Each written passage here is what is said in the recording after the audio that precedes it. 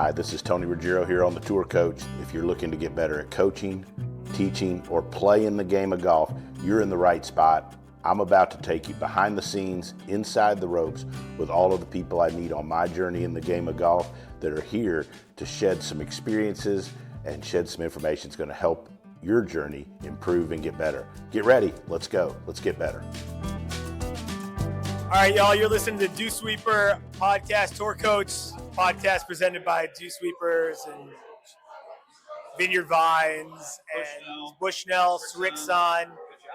We've got two absolute coaching legends in the house. Mike Malizia from the club at Admiral's Cove. And we've got Tom Stickney at Jonathan's Landing. Jonathan's Landing, yes. Down in Jupiter as well, guys. PGA Show, pretty crazy, chaotic scene, but you guys are surviving. We did. Yeah. We got in the octagon. We rumbled a little bit. Had to rough a few people up in some boosts, but I think we almost made it. So we won. You guys, of course. Look at us. Yeah, tag team match. You guys always come out on top, right? You don't get a body like this without working out. No, exactly.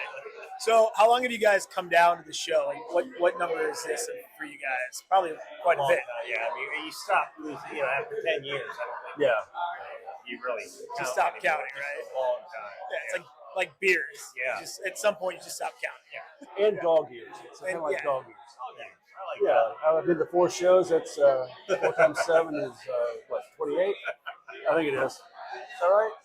So, what was one product you guys saw today that you were like, this is the most wild thing, but it was also like kind of the coolest, most effective thing that you saw? Was it like a training aid? Was it new clothing, or a brand that you guys work with? No, I tell you, well, obviously all the brands that we work with. Wink. Wink. Yeah, no, but I will say the golf carts were over the top. Oh yeah. That whole line of golf carts. Unbelievable. Just nuts. And those things are not cheap. They're pretty expensive. Yeah. Did you see the solo one?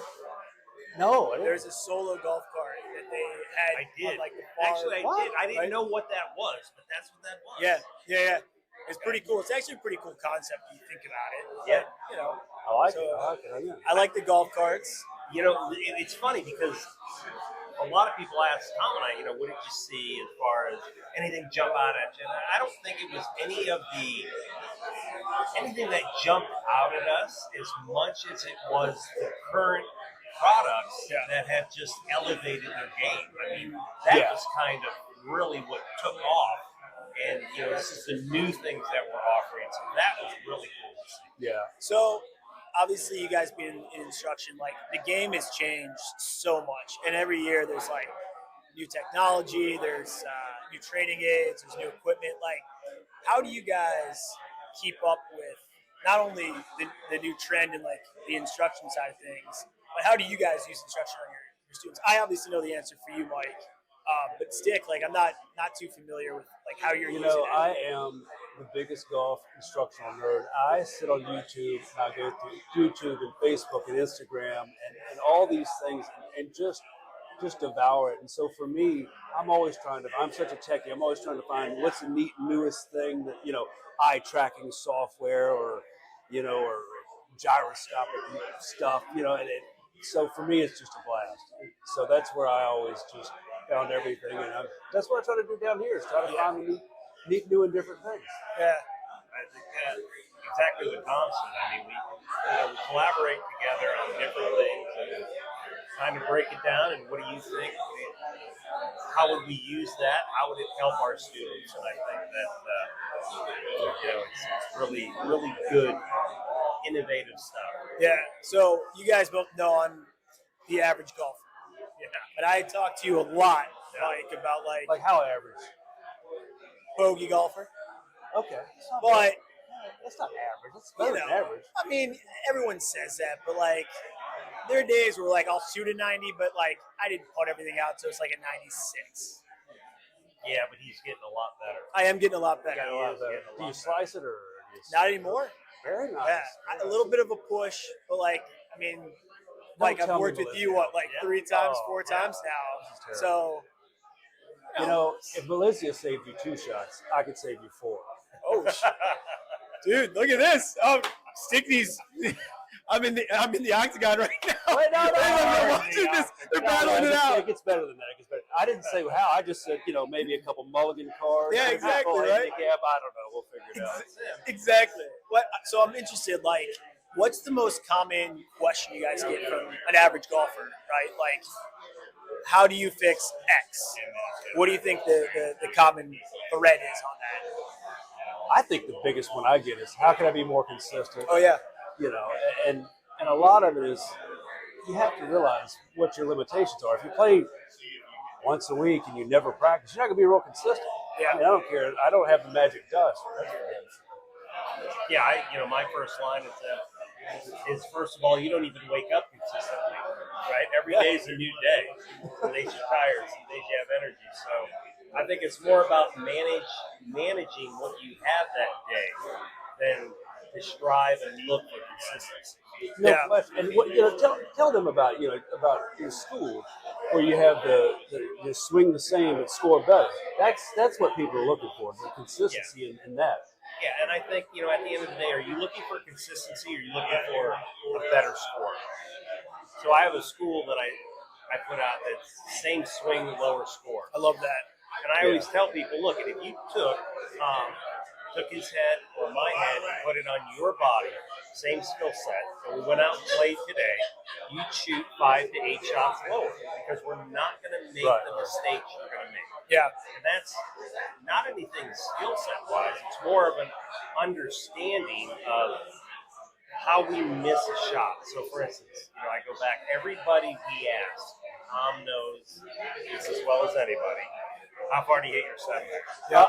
Can I answer this? Yeah. 150. Yeah. Ask me how far I hit my driver. Yeah. 280.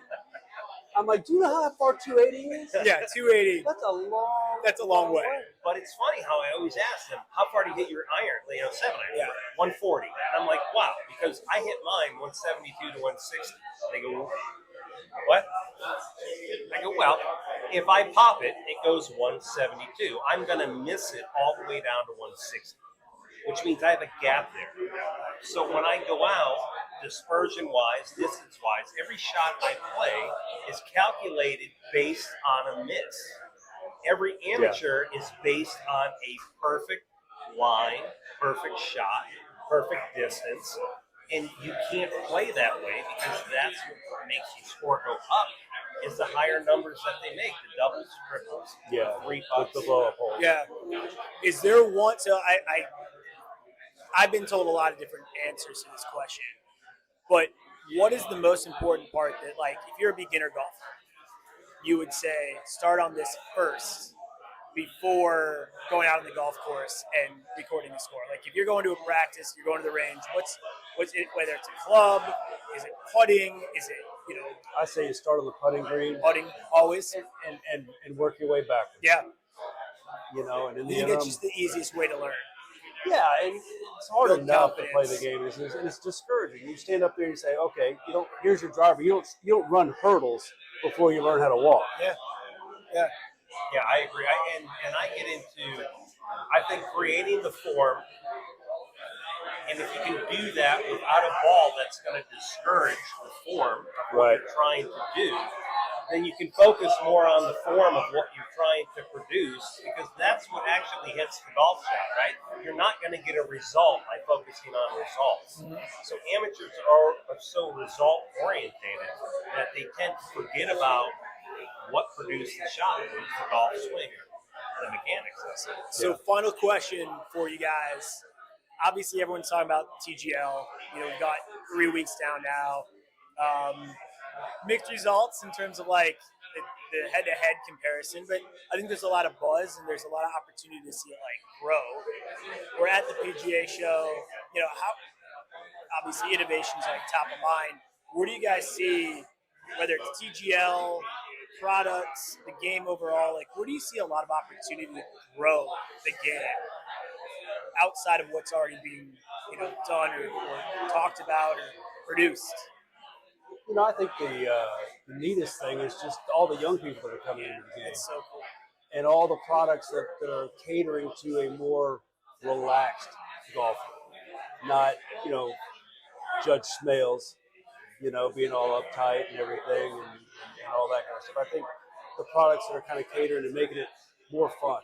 Yeah. It's got to be. It can't be uppity all the time. It's got to migrate. It's got to maturate, and I think that's kind of where we're going. Yeah. I mean, would you agree, Mike? Absolutely. You know, I'm more of a traditionalist. So for me, it was a little different.